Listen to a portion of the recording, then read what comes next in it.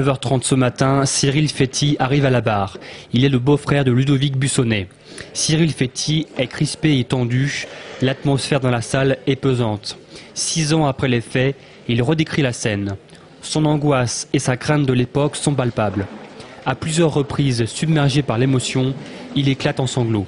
Ce qui l'attend, ce sont des excuses. C'est gratuit, c'est ça le truc, il n'a rien volé chez mon beau-frère. Enfin, à ce que sache, il n'a rien pris. Il n'a pas mangé. Je crois qu'il a volé un pull.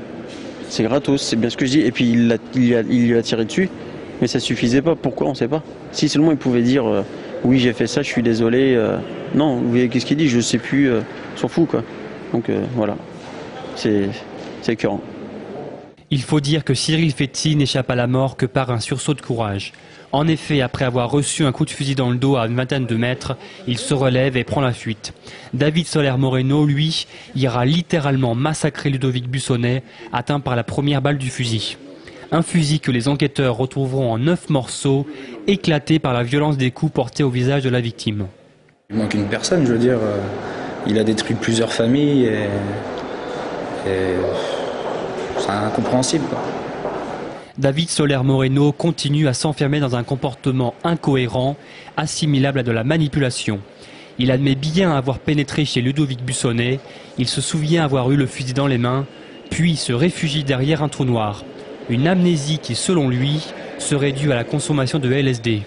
Il ira même jusqu'à ajouter « Je n'ai pas de souvenir d'avoir tué cette personne, je m'excuse si c'est vrai ».